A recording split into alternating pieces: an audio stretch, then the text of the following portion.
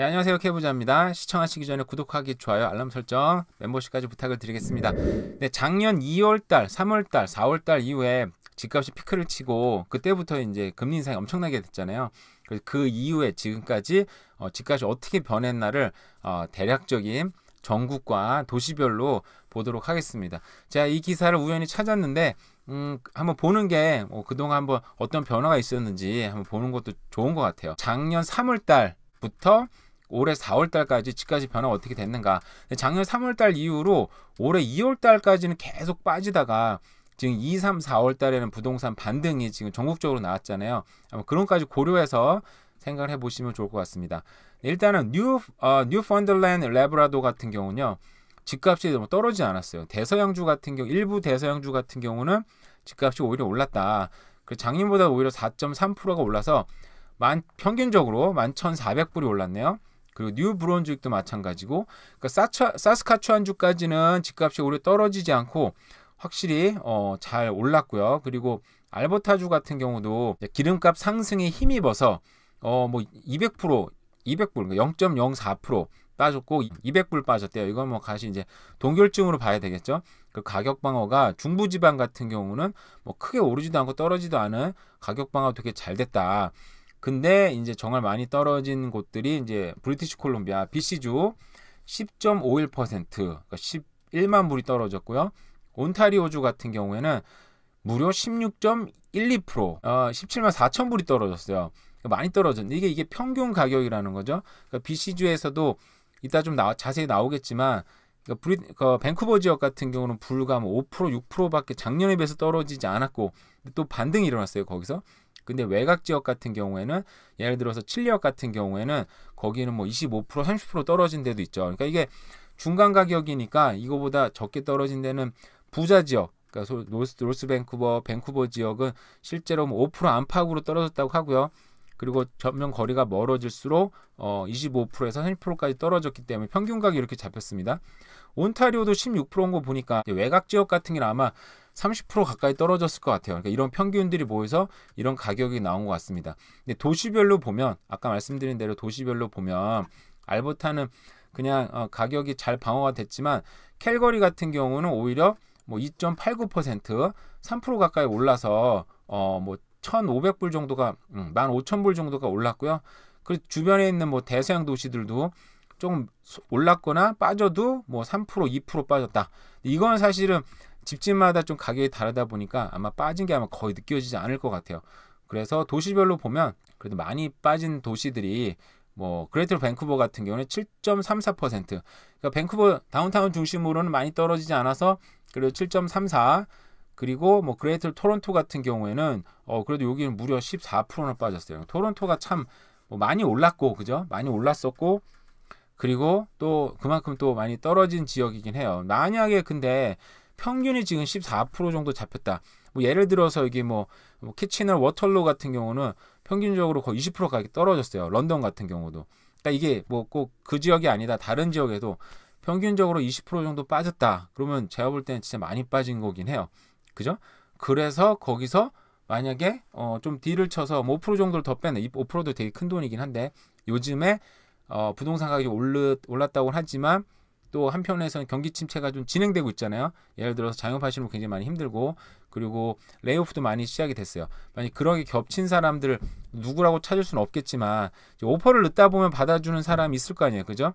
제가 그런 오퍼를 받아보니까 오퍼를 넣는 애들은 그냥 막 넣더라고요. 보니까 뭐 이놈 저놈 막 찔러서 넣어가지고 그 중에 걸리는 사람은 그냥 싸게 사는 거죠. 그 위치가 안 좋든 뭐 어떤 마음에 안 들겠지 모르겠지만 그냥 찔러 넣는 거죠. 그래서 뭐 저도 이렇게 해본 적은 없고, 제가 당해본 거, 저는 당해봤기 때문에 이렇게 알 수 있는 건데, 그러니까 뭐 괜찮은 어느 정도 정해놓고 어느 정도 깎은 가격도 오퍼를 넣어서, 물론 그 집은 내가 뭐 100% 원하는 지역이 아닐 수도 있고 아주 100%뭐 교통 호재가 있는 지역도 아닐 수도 있겠지만, 그리고 싸게 사는 게 참 중요하다는 생각이 많이 들더라고요. 물론 이런 시장가보다 싸게 사봤자 많이 싸지 못하겠지만, 그래도 어쨌든 이런 것 계산해서 좀 싸게 사면 좋은 딜을 만날 수 있는 시기가 아닌가라는 생각이 들고요. 자, 밴쿠버 스카이라케팅 레지던셜 디벨롭먼트 피.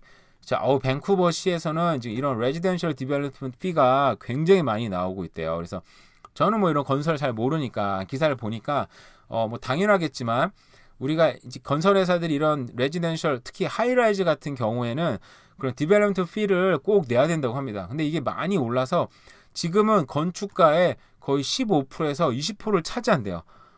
그러면 그게 고스란히 이런 회사들이 이런 걸 내고 손해를 받아들일 리가 없죠. 그래서 이런 것들은 고스란히 소비자들한테 전가가 될 거예요. 그죠? 그러면 당연히 분양가의 뭐 10%, 20%는 사실상 우리도 살 때는 분양가 막 오르지 않습니까? 그죠? 물론 그 중에서도 그 적정한 분양가가 나온 미리미리 사놨나? 그죠? 회사들이 아니면 땅 부지를 좀 싸게 샀든지 해서 그런 데는 정말 분양과 동시에 거의 순식간에 지금 날아갔다고 지금 지난 몇 달 동안 그런 일이 있었죠. 근데 분양가를 굉장히 높게 책정한 곳도 있어요. 보면은 썰이나 이런 데도 살펴보면 그런 데는 아직도 지금 미분양이 난 상태죠. 그래서 이메일이 계속 와가지고 집 사라 하고 있는데 이런 집들은 이제 분양가가 비싼 집들이고 분양가가 그나마 낮은 집들은 정말 순식간에 완판이 됐는데 이런 분양가의 15%나 20% 가까이 지금 결국은 소비자가 내고 있다는 거죠. 자기 집에 거의 10% 20%면은 디파짓 가격인데 그죠? 이런 돈을 내고 있다. 그러니까 결국 물가가 올라가서 결국 이렇게 됐는데 결국 이런 고스란히 이런 것들은 또 소비자들에게 전가가 되고 있다. 이게 문제인 거죠. 가뜩이나 주택난인데 그런 디벨롭먼트 피까지 비싸지고 그게 거의 뭐 20% 육박하는 데 있다고 하니까 이런 게 소비자 전가가 되면 결국 집값은 계속 신축은 계속 오를 수밖에 없는 구조인 것 같아요. 물가도 워낙 비싸고 관련해서 요즘에 제가 이제 이거 사진을 하나 따오려고 한 건데 뭐 레스토랑에서 팁 줘야 되는 거 뭐 당연한 거겠죠. 왜냐면 거기 주방이나 일하시는 분들도 있지만은 서빙하시는 분들도 있으니까. 근데 푸드코트를 가도 요즘에는 정말 이게 꼭 나오잖아요. 요즘에는 20%부터 시작한 데도 있어가지고 속으로 너무한다 싶긴 해요, 진짜. 이게 지금 너무 이거 18%, 20%, 25%, 뭐 30%가 나와 있는데 이거를 봤을 때 저는 팁을 주는 거 되게 좋다고 생각해요. 저는 그래서 최소 남들만큼은 팁을 준다고 생각을 하거든요. 뭐 최소하면 12%, 15%를 주기 때문에 적게 내는 거. 요즘에 뭐 20%씩 낸다 그러니까 적게 낼 수는 있긴 모르겠지만 한국인 평균에서는 그래도 적당히 내는 사람은 아닌가라는 생각을 늘 해요. 왜냐하면 저도 피자 딜리버리를 3년 정도 했어요. 그때 이제 학교 다니면서 피자 딜리버리를 했죠. 그래서 팁으로 나오는 돈이 꽤 그래도 너무 쏠쏠하더라고요. 너무 고맙기도 하고 팁을 많이 주는 사람, 술 취한 사람이 뭐 70%, 80% 준 적도 있어요. 근데 그렇게 받아서 팁은 텍스를 안 내니까 팁을 그날 이제 캐시로 바로 정산을 해주니까 그 피자 딜리버리를 하면 팁이 많이 나오는 날 그 40, 50불이 되는 거예요. 그래서 그 팁만 들고 슈퍼스타를 가서 뭐 우유하고 이제 당장 필요한 것들을 사서 갈 때 그 뿌듯함. 굉장히 그때는 학생이고 피자 딜리버리하고 이제 몸도 지쳤지만 그렇게 팁 받은 걸로 그로서리를 장 보고 갈 때 그 뿌듯함의 그 기분이 있어요. 기분도 좋고 애들이 좋아하겠지만 이런 생각도 하고. 근데 요즘 팁이 좀 너무 비싸서 요즘은 그래서 팁플레이션이라는 얘기가 나왔더라고요. 사람들이 평균적으로 20% 이상의 팁을 준다고 설문조사에 나왔다고 합니다. 그래서 아니 팁을 주는 거 마찬가지인데 왜 푸드코트에도 팁을 주라고 하는 건지 그리고 드라이브 스루 가도 팁을 준다고 나와요. 안 주기도 그렇고 주기도 그렇고 뭐 정말 최소치만 줄 때도 있고 그냥 눈치 봐서 괜찮아. 이게 한국 소위 말해서 동양 사람들이 많이 오는 가게다 할 때는 안 주기도 해요. 왜냐면 그냥 날 중국 사람 알아보겠지 그냥 이런 마음으로 하기도 하는데 팁이 너무 비싸다. 팁플레이션이 생겼다. 이런 물가가 막 오를 때 부동산은 그냥 오를까 내릴까. 이건 옛날 기사입니다. 그냥 제목만 이래서 따왔어요. 근데 보면은 뭐 여러 가지 얘기가 있죠. 보면은 부동산이 고인플레이션이 생기니까 거기 금리가 같이 따라 오르면서 금리가 오르면 집값이 떨어진다. 맞는 얘기죠. 그렇게 경험을 했죠. 사실 이건 너무 빨리 올라서 어쩔 수 없었지만 경험을 분명 했습니다. 그 반면에 우리는 부동산은 가장 최고의 인플레이션 해지의 어떤 자산으로 알고 있잖아요. 그동안 정말 전통적으로 엄청난 인플레이션이 있었고, 그죠?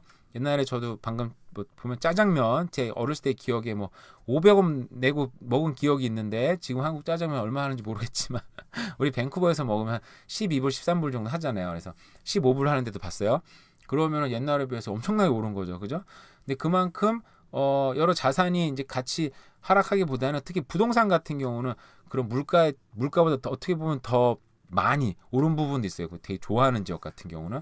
그러다 보니까 부동산이 과연 인플레이션 해지가 되지 않나? 라고 생각을 하고 있죠. 당연한 생각이기도 하고. 근데 워낙에 지금은 금리 인상과 같이 됐기 때문에 부동산 가격이 하락된 상태지만 저는 이제 언젠가는 결국은 물가는 결국 따라잡을 거라고 생각은 들어요. 왜냐하면 그게 적정한 수준이니까. 근데 결국은 이제 경기 침체나 여러 가지 여건상 집값이 하락한 경우는 어떻게 좀 받아들이고 이겨내면 된다는 생각이 드는데, 아까 얘기한 대로 실고자들은 지금 20% 떨어진 정도를 잘 찾으면 사면 되게 좋지 않을까라는 생각은 여전히 들고 있습니다. 실거주자에 한해서 저처럼 투자했는데 모르기지 못 받아서 이렇게 고생하는 경우도 있어요. 네, 연매출 제목이 굉장히 좀 어떻게 보면은 하버드 출신 여자가 아이스크림 가게 대박 비결은, 그래서 딱 봤을 때 그냥 저는 하버드 출신인데 아이스크림 가게를 했구나, 아깝다라는 생각, 학벌이 좀 아깝다라는 생각이 들기도 했고, 솔직히 개인적으로 연매출 25억이면 하버드 나온 것보다 뭐 어떤 일을 하든 간에 저게 더 낫네, 차라리 낫겠다 생각을 했어요. 근데 이 기사를 한번 쑥 읽었는데 악플이 지금 결국은 하버드에 어떤 1년짜리 프로그램에 진출을 하게 됐고요. 칼리지를 나와서. 그리고 엄마가 여는 가게에서 엄마가 만든 소스를 팔았더니 대박이 났어요. 그래서 결국은 이 하버드 나온 게 중요한 게 아니고, 결국 이분은 어떻게 보면 어머니가 만든 그 수제 소스에서 대박을 친 거라, 부모 마음에 딸을 뭐 밀어주는 건지 모르겠지만 어쨌든 요즘에 이 기자도 참 대단하다. 정말 말도 안 되는 기사를 써서 사람들 끌었구나라는 생각이 들어서, 이거는 정말 나도 이렇게 제목을 좀 만들어야 되겠다는 생각이 많이 들었어요. 이렇게 확 좀 확 눈을 끌어버린 제목을 써야 되겠다라는 생각이 들었고, 밴쿠버에서는 지금 연회장에서 총격으로 20대 깽단원이 숨졌다고 합니다. 요즘에는 결국 좀 먹기 힘들어서 경기 침체 가서 그런가 이런 일이 좀 많이 생기는 것 같아요. 캘거리 살 때도 캘거리가 이제 가스 가격이 완전 추락해가지고 먹고 살기 좀 힘들어진 때가 있었어요. 가격이 많이 떨어져, 집 가격들이 많이 떨어져가지고, 그때 깽단들의 정말 총격전이나 이런 사고들이 좀 많이 생겼거든요. 그래서 이렇게 먹고 살기 힘들어질 때 깽단들도 서로 간에 지금 알력이 커지고 싸움이 많아진다, 뭐 이렇게 되는 것 같습니다.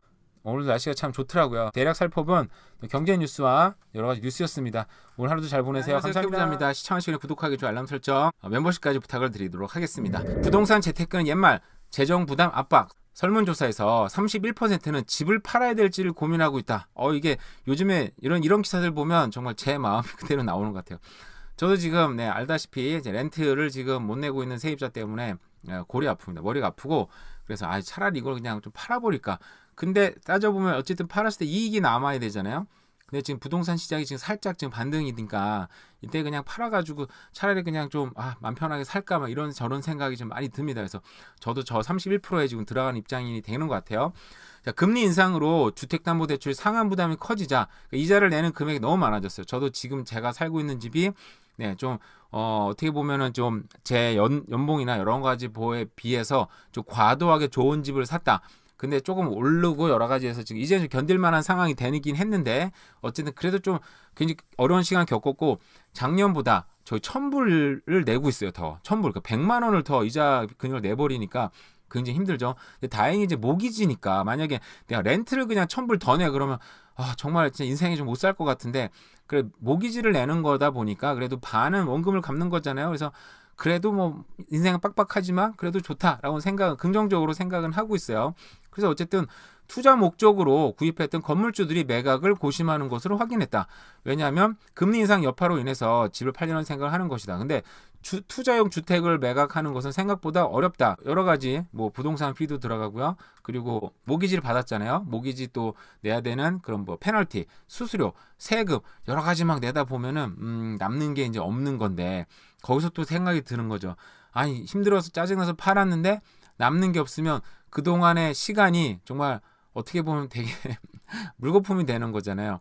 어쨌든 그래도 어떻게든 버텨서 갖고 있으면, 버티면 결국 나중에 파지티브가 되든지 아니면 거기서 떨어지더라도, 저도 캘거리에서 경험한 거지만 집값은 7년 동안 변하지 않았지만 테넌트가 어쨌든 렌트를 내주고 그렇게 7년을 버텨보니 그래서 투자 성적이 350% 났다. 7년 동안 350% 났다 그러면 일반적인 주식 투자 성적으로도 나쁘진 않은 거예요. 그죠? 워렌 버핏, 이 시대 최고의 투자자인 워렌 버핏도 1년에 20% 정도밖에 20% 정도의 수익이 났습니다. 어마어마한 건데 사실은. 근데 따지면은 더 좋은 거였잖아요. 그죠? 그래서 결국은 우리가 이렇게 버티면 좋은 날이 오기 때문에 그냥 차라리 그냥 버틸까? 그냥 뭐 그게 속 덜 시끄러울 수도 있는데 괜히 팔았다가 떨어지면 다행이죠. 떨어지면 다행이어서 그때 집값 떨어졌을 때 집을 탁 사면 너무 좋은데 문제는 혹시라도 집값이 지지부진하게 계속 가다가 사람들이 지금 매번 100만 명씩 들어오니까 갑자기 또 올라버렸다. 그러면 또 배가 너무 아프지 않습니까? 그죠? 내가 손해본 것 같으니까 내가 왜 그랬지? 그리고 지지부진한 기간 동안에도 테넌트가 잘 구해진다면 어쨌든 계속 원금을 모기지를 갚아주니까 그러니까 가능성으로 따져봤을 때 완전히 민감한 투자자가 아니고 실력이 없는 이상 갖고 있는 게 돈을 벌 확률이 좀 더 높은 것 같아요. 일단은. 그래서 저도 참 고민이 크긴 하지만 어쨌든 그렇고요. 근데 보고서에 또 생각과는 다르게 MZ세대인 경우 MZ세대라고 해서 나이가 어린 건 아니더라고요. 보니까 40대에 들어온 사람도 MZ세대에 들어갑니다. 이런 사람까지 포함해서 그러니까 18세에서 34세네. 거의 제가 따져보니까 거의 40세 가까운 사람 MZ세대인데 어쨌든 이 사람들도 생각과는 다르게 무려 44%가 다주택자라고 합니다. 오, 이렇게 어떻게 MZ세대가 다주택자가 될 수가 있죠? 기값이 이렇게 비싼데, 그죠? 물론 뭐 토론토나 밴쿠버 지역 빼고는 딴 데서는 그럴 가능성도 있고, 근데 제가 이거를 되게 오래전에 거의 작년 여름쯤에 다른 기사가 있었는데 여기 이거 통계잖아요. 통계에 비해 통계는 분명히 오류가 있긴 있어요. 저게. 근데 좀 어린 사람들이 다세대 주택을 갖고 있고 어린 사람들이 뭐 모기지 빚이 많은데 따져보니까 모기지 대출이 많고 그래서 저거 보니까 부자들이 상속을 많이 해줬어요. 제가 그건데 워낙 얘네 제 영상 중에 찾아보시면 됩니다. 그 상속 비율이 많더라고요. 보니까 상속을 빨리빨리 해줘서 다주택자가 된 사람들도 있고 상속을 하는데 거기 모기지가 껴있어서 같이 상속이 되는 거죠. 그래서 뭐 어린 사람들이 모기지 빚이 많아서 왜 빚이 많지 다 자세히 들여다 보니까 부자들이 상속을 해서 이렇게 된 것뿐이다.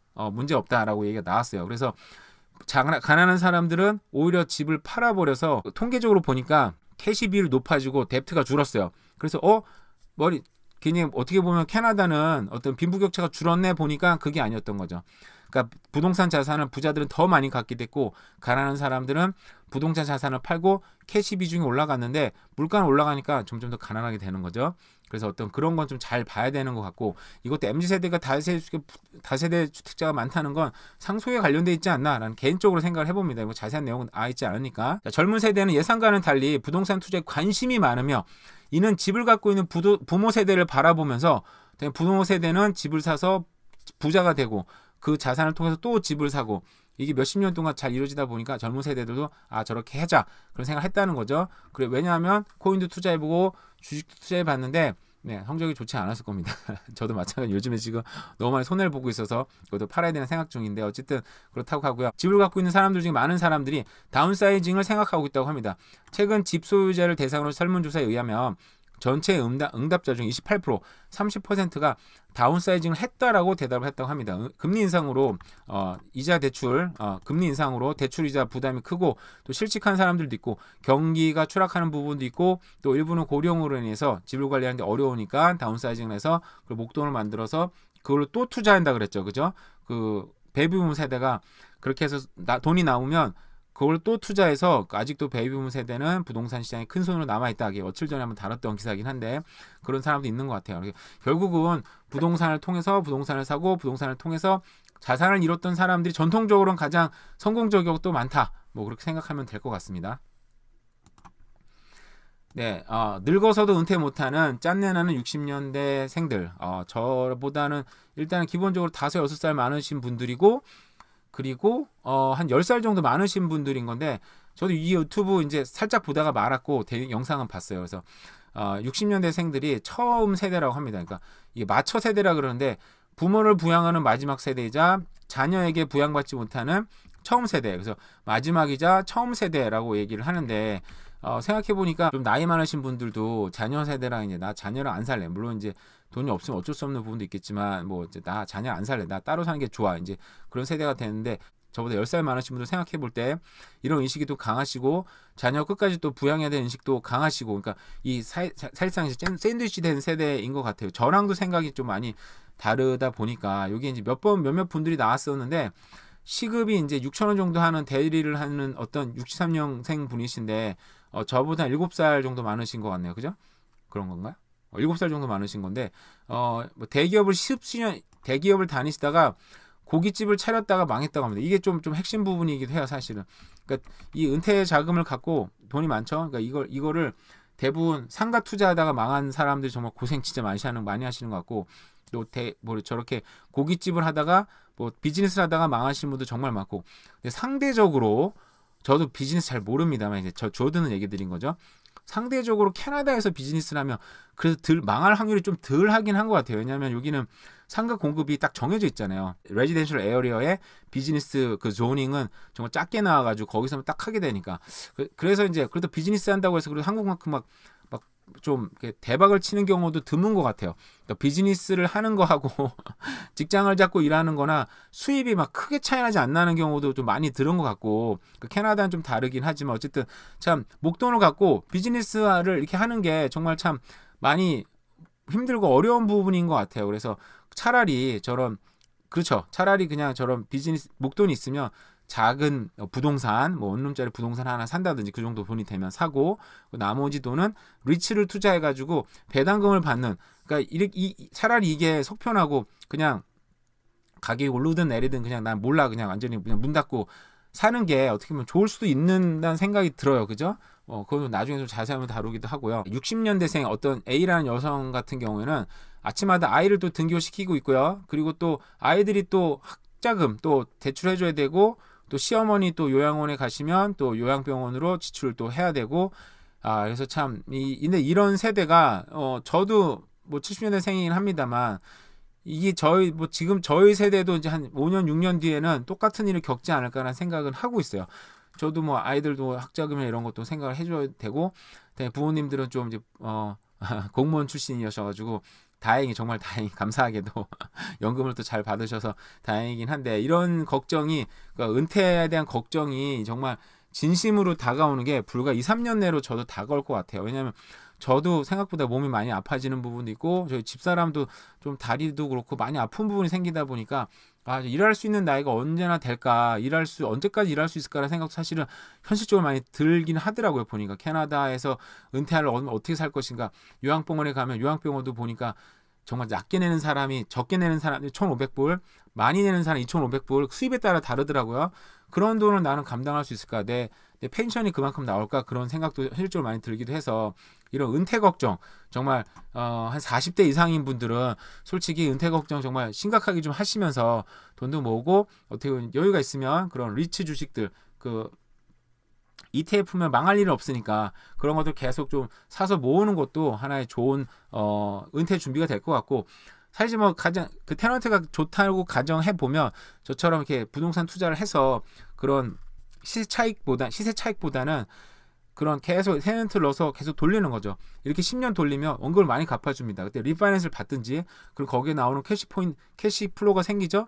그걸 살고 또 10년 돌려서 또 다시 리파이낸스를 하면 캐시플로우가 더 많이 생기겠죠. 그런 식으로 이제 돌리면서 은퇴 준비를 하는 것도 좋은 방법일 것 같아요.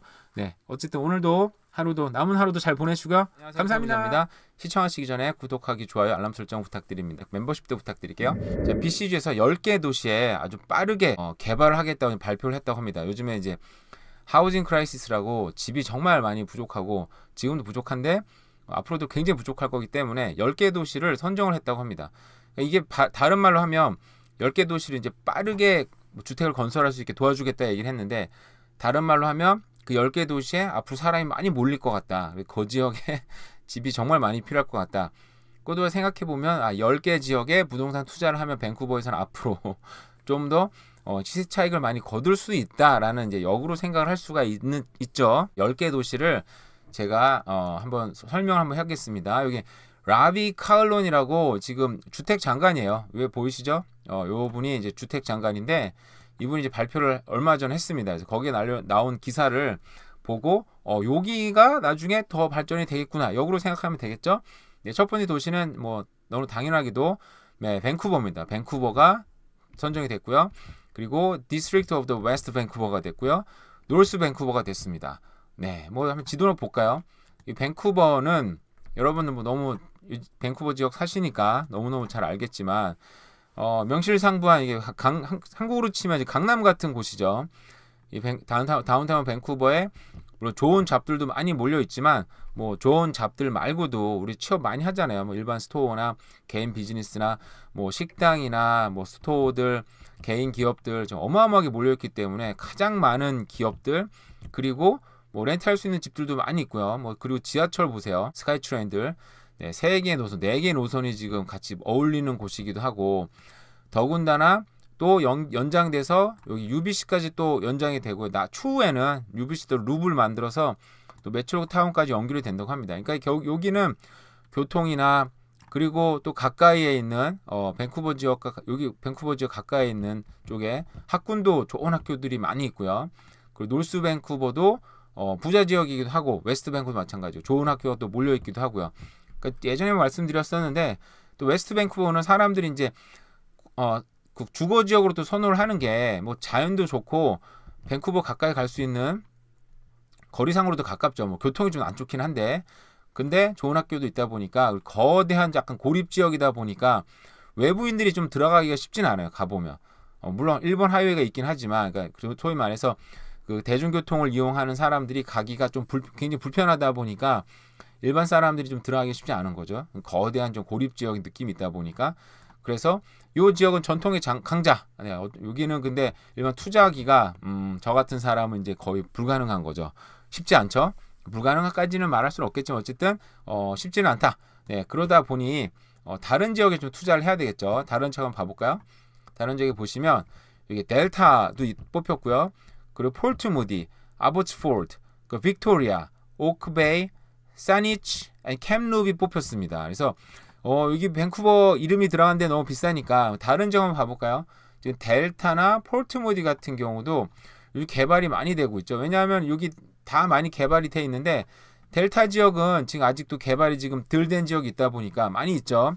델타 지역이 개발이 안 되는 이유가 있긴 있어요. 여기가 이제 저지대다 보니까 지진에도 좀 지반이 약하고, 저지대면 물난리가 뭐 쓰나미나 오고 그러면 지진해 같은 게 나면은 침수될 가능성이 높다 보니까 사람이 좀 덜 살게 됐는데, 아무래도 그래도 개발이 되는 지역은 아마 그런 거 다 따져서 개발이 되니까 사람이 지금 델타 쪽으로도 많이 또 가다 보니까 개발이 되는 것 같고요. 폴트무디 요즘에 지금 발표 계획도 굉장히 많이 나왔습니다. 여기 보시면 뭐 폴트무디에서 최대 31개층의 6개 타워가 개발이 된다. 뭐 이런 것도 많이 나오고 그 전에도 많이 들었던 것 같아요. 저도 폴트무디가 아주 작은 지역이라는 늘 인식이 있었었는데 제가 오랜만에 지도를 찾아보니까 그래도 이렇게 좀 굉장히 커요. 중간에 바다가 있긴 한데 개발할 수 있는 지역, 요즘에 여기 폴트무디 이제 센트럴 역 주변으로 개발이 많이 되는 것 같아요. 근데 보니까 폴트무디 역 주변에도 공장들도 많고 상가 지역이 많아서 맘먹고 밀면 여기가 이제 좀 덴스하게 하이라이즈 중심으로 다시 개발이 되는 것 같아요. 그 외에도 뭐 빅토리아, 오크베이, 사니치, 여기 다 빅토리아 주변에 있는 타운들입니다. 그래서 빅토리아에도 사람이 요즘에 많이 몰리다 보니까 그 주변에도 개발이 되는 것 같고요. 저는 요즘에 이제 아보츠폴드, 제 생각입니다. 그냥 아보츠폴드를 좀 많이 보고 있어요. 뭐 거기 뭐 투자할 수 있는 여력은 분명히 없습니다만 예전부터 아보츠폴드가 개발이 되면 좀 많이 개발되지 않을까라는 생각을 좀 개인적으로 많이 하고 있는 게, 이게 보시면 전통적으로 여기 스카이트레인이 있지 않습니까? 스카이트레인이 있고 그리고 여기 킹스웨이가 있어요. 근데 킹스웨이는 밴쿠버에서 굉장히 드물게, 우리 밴쿠버가 생긴 게 이게 위아래로 옆으로 다 개발이 안 되다 보니까 옆으로 쭉 개발이 돼야 되는데 일본 하이웨이와 더불어서 거의 유일하게 킹스웨이가 대각선으로 이제 개발된 도로잖아요. 이렇게 쭉 옆으로. 그러다 보니까 이 킹스웨이 중심으로 어떻게 보면 전통적인 주거 지역과 상가 지역이 동시에 엄청나게 개발이 됐잖아요. 쭉 따라오고 거기에 또 걸 맞춰서 또 스카이트레인이 또 따라오다 보니까 요 부분들이 만나는 곳에는 크게 개발이 됐어요. 보면은 스카이트레인이 만나고 킹스웨이가 만나는 메트로타운 어마어마하게 개발이 됐죠. 그리고 또 그리고 여기서 이제 일본 하이웨이도 있어요. 이런 힘들이 이제 일본 하이웨이에 따라서 다 가는 거죠. 에너지들이, 차들이 많이 다니고 사람이 많이 다니니까 그런 힘들이 넘치는 곳에 또 브렌트우드 역 중심으로 지금 또 개발이 지금 엄청나게 됐죠. 요게 그리고 계속 또 개발되고 있고, 그런 힘들이 또 쭉 이제 일본 하이웨이와 스카이트레인 따라서 또 킹스웨이 따라서 쭉 오다가 센트럴 서리가 지금 엄청나게 개발이 되잖아요. 근데 이것도 지금 앞으로 20년 정도 걸릴 프로젝트이기 때문에 뭐라고 말할 수 없긴 하지만 일본 하이웨이가 스카이트레인하고 연결되는 그 주변 지역이 엄청나게 개발되는데 뭐 이거는 지금 당장 개발될 수 있는 것 같지는 않고 일본 하이웨이가 또 되고 있고 또 이 보면은 이 서리 지역도 보면은 여기 프레이저 하이웨이거든요. 프레이저 하이웨이 중심으로 지금 엄청나게 지금 개발이 되고 있습니다. 지금 네, 이 쭉쭉쭉 개발이 되다가 결국 이게 이제 만나는 곳이 제가 볼 때 랭리도 지금 많이 그리고 앞으로는 또 랭리 타운, 그 시리 오브 랭리가 정말 많이 개발이 될 것 같아요. 왜냐하면 여기 지역을 보시면 굉장히 낙후됐죠. 굉장히 낙후되는데 낙후됐다는 말은 다른 말로 하면은 개발될 여건이 굉장히 많은 거겠죠. 그죠? 개발 여건이 굉장히 많으니까 여기도 이제 크게 개발이 될 것 같고 만약에 이 개발이 다 끝나면 비싸잖아요. 여전히 랭리까지 여전히 비싸지 않습니까? 그나마 조금 가격이 떨어진 건 아보츠폴드인데 아보츠폴드도 이렇게 프레이저 하이웨이가 연결이 되고 일본 하이웨이가 결국 여기서 만나는 곳이거든요. 보면은 그리고 땅도 안정된 곳이고 그리고 요 주변이 정말 많이 개발되지 않을까. 결국은 이 에너지들이 만나는 곳이잖아요. 그 앞으로는 결국은 이 스카이트레인도 랭리까지인데 이 결국은 뭐 함부로 얘기할 수 있는 건 아니긴 하지만 계속 연결되지 않을까. 한국도 그렇잖아요. 한국도 서울 지하철들이 뭐 천안 막 그런 데까지 연결돼 있잖아요. 결국은 뭐 나중 되면 몇십 년이 흘지 모르겠지만 연결도 될 수도 있고 그래서 보시면 이 주변에 보면 프로젝트들이 아보츠폴드에도 여기죠. 프로젝트 이름은 제가 모르겠어요. 여기 지금 다 밀고 대규모 단지가 지금 들어서고 있죠. 요 주변에 보면은 보면 다 상가 지역이에요. 다 상가 지역. 일본 하이 주변으로 대부분 상가 지역이 있다 보니까 앞으로 여기 개발되기 참 좋긴 하겠다라는 생각이 들긴 들더라고요. 왜냐면 땅이 좀 널찍하게 있는 상태에서 대규모 개발이 될 수 있으면 좋은데 요 주변이 아보츠폴드에서도 아보츠폴드도 보면 이제 문제가 요 안쪽으로 들어가면은 이제 저 지역이어가지고 침수가 좀 많이 됐었거든요. 안쪽으로는 제가 정확하게 모릅니다만 근데 이 반대쪽으로는 침수가 되지 않았어요. 그러다 보니까 일본 하이웨이 만나는 요쪽 지역으로는 침수도 없고 그리고 일본 하이웨이와 프레이저 하이웨이가 만나는 이제 에너지들이 굉장히 막 차고 넘치는 곳인데 이런 에너지들이 흘러 넘치는 곳에 아마 대규모 개발이 되지 않을까. 근데 보니까 저도 잘 보니까 여기 뭔지 모르지만 여기도 다 밀리고 지금 개발이 되고 있네요. 보니까 요 지역도 추후에 개발이 되지 않나 생각이 들고 여기도 대규모 개발이 이루어지는 곳이고 그리고 이 밑으로도 보면은 다 뭐 이렇게 좀 상가 지역들이에요. 밀고 그냥 하면 되는 곳들이다 보니까 나중엔 한번 이쪽 지역으로도 중심으로 큰 개발이 이루어지지 않을까. 근데 물론 정말 시간이 많이 걸릴 만한 일인데 그러니까 이 주변 중심으로 좀 투자를 해놓고 오래 돌리면 시세 차익으로는 좀 어느 정도 좀 거둘 수 있지 않을까. 이제 저도 아보츠폴드를 많이 보는 게 그나마 이제 뭐 원룸이나 아니면은 원베드룸으로 투자할 만한 집들이 그나마 좀 있긴 있더라고요. 보면은 그래서 많이 봤었는데 결국 여기 투자는 못했습니다만 아보츠폴드나 제가 많이 봤던 지역이 여기 이제 칠리왁이죠. 칠리왁도 워낙 가격이 많이 올라가다 보니까 제가 여기 임장을 몇 번 갔어요. 혼자서 개인적으로 워낙 가격이 올라가다 보니까 많이 떨어졌죠. 뭐 칠리왁도 워낙 사람이 많이 몰려서 이제 사람이 밀려 가는 곳이긴 한데 저기까지 이제 투자를 하기 쉽진 않고 여기 보면은 이 미션 지역까지 결국 미션까지 여기 연결돼 있잖아요. 근데 이 여기 꺾어서 여기 들어오면 아보츠폴드가 이 들어오고 또 이 스카이트레인 여기까지 연결되면 야, 대박이겠다. 아보츠폴드 정말 부흥기가 오겠다. 근데 물론 그 계획조차 없는 얘기라 제 상상의 나래를 한번 펼쳐서 한번 얘기해 본 겁니다. 이 웨스트코스트 익스프레션이 연결이 되고 C트레인 연결이 되고 여기 일본 하이웨이와 그리고 프레이저 하이웨이가 연결되는 그 에너지들이 몰릴 때 아보츠폴드에 어떤 굉장히 큰 발전이 있지 않을까? 뭐 그런 30년, 40년이 걸릴지 모르겠지만 그냥 생각을 한번 해본 거예요. 그래서 아까 여기 나온 10개 도시 분명히 여기 집을 많이 짓겠다는 얘기는 여기 사람이 많이 몰리겠다는 얘기잖아요. 그래서 아마 이런 거 여기 투자하시는 분들은 이거 생각해서 하시면 좋을 것 같다는 생각이 듭니다. 네, 오늘은 특별한 부동산 뉴스가 없어서 제 상상의 나를 제만의 뇌피셜 한번 얘기해봤습니다. 오늘 남은 하루도 잘 보내세요. 감사합니다. 시청하시기나 구독하기, 좋아요, 알람 설정, 멤버십까지 부탁을 드리겠습니다. 청년들이 일하기 가장 좋은 캐나다 도시는 167개 캐나다 도시 중 1위는 토론토. 뭐 당연하다고 생각이 듭니다. 아마 대도시들이 아마 당연히 1등할 수밖에 없겠죠. 로얄뱅크가 최근에 발표한 자료인데요. 보시면 교육과 창업, 디지털 환경 분야 등 3개에서 분야에서 1등에 올랐다고 합니다. 특히 토론토는 밴쿠버도 마찬가지입니다만 모든 인종 출신의 젊은이들을 포용하는 다문화 도시로 지목됐고요. 근데 문제는 비싼 임대료와 주택가격, 거주비용 평가에서는 최하점에 그쳤다. 살기가 쉽지는 않다라는 얘기거죠. 토론토는 2021년에는 8등이었는데 지금 7등이 올라서 1등으로 올라섰다고 합니다. 조사 관계자는 코로나 사태 이후 경제 회복세가 진행되는 가운데 청년 취업난은 여전히 심각한 상태다. 근로환경과 고물가 및 저임금 등의 부정적인 영향을 미치고 있다. 토론토는 많은 고등교육기관이 자리 잡고 있고 대학교가 아무래도 많죠. 유학생을 포함한 대학생 및 도서관도 많아 좋은 교육 환경을 갖추고 있다. 또한 인터넷 통신 인프라가 다른 도시에 뛰어나 스타트업 및 투자자들이 몰리고 있다. 여기서 2등은 몬트리올이 됐고요. 그리고 지난 조사에서 1등이었던 밴쿠버는 3위로 밀렸다고 합니다. 왜 3위로 밀렸을까요? 1등이었는데 어쨌든 제가 뭐 이걸 꺼내온 건 경험과 생각해 볼 때 뭐 너무 당연한 결과이기도 하고 당연히 대도시가 1등할 수밖에 없죠. 그죠? 뭐 대학교나 이런 인프라들이나 그리고 대학교를 졸업하고 나서도 일단 많은 잡들이 있습니다. 여기 잡들이 구하기 어렵다고 얘기하지만 중소도시 가면 사실 더 어려운 부분이 있긴 있어요. 그러니까 제가 이걸 보면은 이거 좀 캘거리 살던 이 경험을 생각해 볼 때 좀 그분들에게 좀 죄송한 얘기는 하지만 캘거리 살 때 사실 너무 좋았어요. 모든 게 좋았어요. 정말. 제가 지금은 뭐 타운홈에 살고 있지만 그때는 작은 싱글하우스에 살았고 그 프론트 야르드도 있고 백야르드도 있고 지하도 개발돼 있어서 방이 이제 4개가 있었고요. 그리고 화장실이 4개가 있었어요. 그래서 손님들이 와도 뭐 룸을 하나 내줘서 살기도 그 게스트룸이 있던 거죠.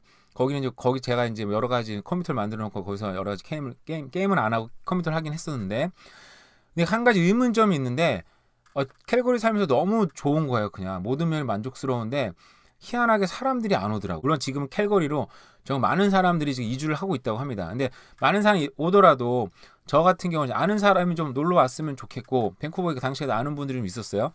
놀러 오지도 않고 뭐 이사를 와가지고 좀 같이 살면 좋겠는데 안 오더라고요. 그래서 왜 이 좋은 도시를 안 올까? 그게 사실 굉장히 큰 의문이었어요. 근데 나중에 생각해 보니까 정말 제가 이제 밴쿠버 이사를 와서 보니까 이해가 다 되더라고요. 뭐 특별한 이유를 얘기하기는 쉽지는 않은데 밴쿠버나 토론토나 그냥 너무 좋은 거죠. 토론토, 그러니까 캘거리에서 갖고 있었던 그런 장점들을 당연히 이런 도시들도 다 갖고 있을 뿐만 아니라 캘거리에 살 때 대자연의 로키마운틴 같이 놀러 갔으면 좋겠다 이런 생각도 많이 했었었는데 여기도 로키마운틴급은 아닙니다만 거기까지 가려면 12시간 하루 종일 운전해서 가야 되는데 여기도 3-4시간 운전해서 나가면 로키마운틴은 아니지만 그런 기분을 낼 수 있는 곳도 다 있더라고요. 보니까. 그래서 와 정말 왜 밴쿠버에 있는 사람들이 캘거리 그렇게 안 갔는지 안 왔는지 여기는 한번 오면은 떠나기 이렇게 싫어하는지가 확실히 느껴지더라고요. 근데 여기는 또 청년들이 가장 일하기 좋은 도시다. 또 대도시들이 뽑혔습니다. 왜냐하면 교육 어떤 인프라도 많이 잘 돼 있고 그런 인프라뿐만 아니라 그 인맥적인 인프라도 당연히 여기 4년 5년 살다 보면 친구들이 여기다 취업하고 여기서 잡을 잡거나 또 뭐 창업을 하는 친구도 있겠죠. 그런 사람들 또 그런 사람들을 통해서 알게 되는 사람들이 대도시권에 아무래도 사람들이 많다 보니까 너무 당연할 수밖에 없고 저도 아까 어떤 분이랑 얘기하면서 아니 캐나다는 땅이 이렇게 넓은데 왜 하필 여기 몰려 사느라고 난리야. 입장 바꿔 생각해 보세요. 여러분들이 저 외곽 도시 나가서 살라고 하면 살겠습니까? 그죠? 한국 사람들인 여기 당연히 한국마트도 있고 여러 가지 있지만 백인들도 마찬가지인 거죠. 똑같은 입장이라는 거죠. 그래서 결국은 돌고 돌아서 대도시가 사람이 몰릴 수밖에 없고 결국은 살다 보면 밴쿠버, 토론토에 살 수밖에 없다. 물론 뭐 제 생각입니다. 제 생각이니까 다른 여러분도 의견이 있을 수 있다는 거 인정하니까 뭐 여러 댓글 달아주시면 그것도 보고 제 또 생각이 바뀔 때 바꾸도록 하겠습니다. 네, 그럼에도 불구하고 네, 온타리오주는 직장 행복 지수가 최하위권이었다고 합니다. 대도시에도 안 좋은 면이 있는 것 같아요. 자, 10점 만점 6.7점. BC주는 또 반면에 가장 높게 나왔다고 합니다. 네, 왜 그럴까요, 도대체? 뭐 네, 인사관리 컴퓨터 프로그램 제작자 ADP. 이건 민간 회사인데요. 워낙에 많은 회사 인사관리 그리고 페이롤 관리를 하다 보니까 여기서는 직장에 대한 관련된 리포트가 나와요. 근데 그 굉장히 정확하다 보니까 많은 사람들이 ADP 조사를 선호하는 편이긴 합니다. 자, 캐나다 근로자들의 직장 만족도 상대적으로 낮은 편이다. 왜 낮죠? 대부분 지역에서 직장 만족도는 평균 웃돌았으나 온타리오주의 온타리오주는 평균 이하의 만족도를 보였다. 그 반면에 BC주는 근로자 직장 만족도는 10점 만점 6.7점으로 전국에서 가장 높았으며 이 부분은 저도 이해가 안 가네요. 저도 BC주 근로자이긴 하지만 다른 도시에 비해서 빡빡하죠. 아무래도 대도시다 보니까 생활이 좀 빡빡한 부분이 느껴졌는데 그래도 대자연이 있기 때문일까요? 여긴 그래도 1시간만 딱 나가도 호수나 그런 산들 그런 데 가서 좀 저도 요즘 나이 먹다 보니까 그런 데 가면 확실히 마음이 좀 힐링이 되는 부분이 있긴 있는 것 같아요. 그러다 보니까 좀 만족도가 높았나 싶기도 하고요. 반면에 이거 온타리오주와 세스카촌, 마니토바주는 6.43으로 전국에서 가장 낮았다. 온타리오주는 대도시다 보니까 대자연이 좀 부족한가요? 저도 온타리오 잘 몰라서. 사스카추완주와 매니토바는 왜 그럴까요? 근데 사스카추완 매니토바가 나왔으면 알버타주도 같이 나와야 될 것 같은데 중부지방이니까 같이 나오지 않은 걸로 봐서 자세하게 나오진 않아서 왜 그런지 모르겠지만 어쨌든 대도시이기 때문에 또다시 그만큼 빡빡하게 살아서 행복지수가 낮을 수는 있다라는 생각이 또 들기도 합니다. 어제 나온 발표인데요. 캐나다 1분기 경제가 선전했다고 합니다. 사실은 이게 캐나다 같이 선진국들이 지체분으로 들어가는 나라가 3.1% 나오는 거면 이거 사실은 정말 어마어마한 겁니다. 중국이 뭐 7%, 8% 나오는 수준일 거예요. 저도 경제 잘 모르지만 왜냐하면 선진국은 경제가 이게 완성 단계에 들어갔기 때문에 어떤 성장이 나오기가 쉽진 않거든요. 근데 3.1% 나오다 보니 금리 인상 가능성이 더 솔솔. 도대체 얼마를 내란 얘기입니까? 도대체 1000불을 더 내고 있습니다. 저도 여기서 더 내라 그러면은 정말 KO 펀치 맞고 쓰러지진 않겠지만 삶이 빡빡하기가 그지가 없습니다. 네, 금리 인상이 제발 개인적인 바람으로는 인상 그냥 이렇게 동결만 돼도 적응이 됐으니까 살아갈 수 있을 것 같기는 한데 어쨌든 금리 인상 얘기가 나온다고 하니 경기 침체가 오면 또 우리들한테 안 좋잖아요. 그죠? 직장을 또 잃어버릴 분들이 있으니까 어떻게 보면 이런 단계가 좀 유지되는 게 나쁘지도 않겠다는 생각이 들기도 합니다. 네, 어쨌든 또 오늘도 또 아주 간략하게 살펴본 캐나다 뉴스, 부동산 뉴스, 경제 뉴스였습니다. 오늘 남은 하루도 잘 보내세요. 감사합니다.